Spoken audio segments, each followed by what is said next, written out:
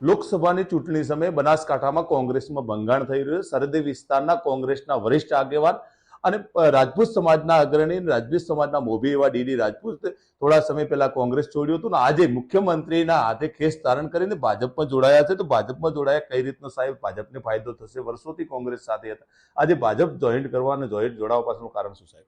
ચોક્કસ આજે મેં ભારતીય જનતા પાર્ટીની સદસ્યતા ગ્રહણ કરી છે. માનનીય વડાપ્રધાન નરેન્દ્ર મોદી સાહેબની જે છેલ્લા 10 વર્ષથી પ્રધાનમંત્રીની તરીકેની જે કામગીરી છે એનાથી પ્રભાવિત થઈ એમના જે કામો અત્યારે પ્રજાલક્ષી અને દેશ અને દુનિયામાં ભારત દેશનું નામ રોશન કર્યું છે એને ધ્યાનમાં રાખી, તેમજ છેલ્લે હમણાં જે આપણા આસ્થાનું પ્રતીક, હિન્દુ ધર્મના દરેકે દરેક વ્યક્તિના આસ્થાનું પ્રતીક લાખો હજારો વર્ષથી એક આપણો જે દરેક હિન્દુના મનમાં એક આશા હતી, કિરણ હતું કે રામ મંદિરનું ભવ્ય મંદિર બને, એની પ્રતિષ્ઠા થાય. અને એ મંદિર બનાવવા માટે જે મોદી સાહેબે કામગીરી કરી અને આપણી વચ્ચે એક ઐતિહાસિક પ્રસંગ બન્યો, એના માટે હું ખૂબ જ પ્રભાવિત થયો છું અને આજે મેં ભારતીય જનતા પાર્ટીની સદસ્યતા ગ્રહણ કરી છે.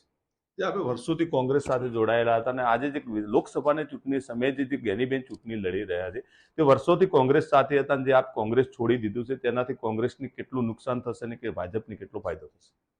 મેં જ્યારે કોંગ્રેસ પાર્ટીમાં હતો ત્યારે પણ કોંગ્રેસ પાર્ટીના એક કાર્યકર તરીકે, વફાદાર સૈનિક તરીકે કામ કર્યું છે અને આવનારા સમયની અંદર ભારતીય જનતા પાર્ટીમાં જ્યારે અત્યારે હું જોડાઈ રહ્યો છું ત્યારે એક સૈનિક તરીકે ભારતીય જનતા પાર્ટીને માનનીય શ્રી નરેન્દ્ર મોદી સાહેબના હાથ કેવી રીતે મજબૂત બને એના માટે હું મારો ઈમાનદારીપૂર્વકના પ્રયત્નો સાથે કામ કરીશ. આભાર સાહેબ.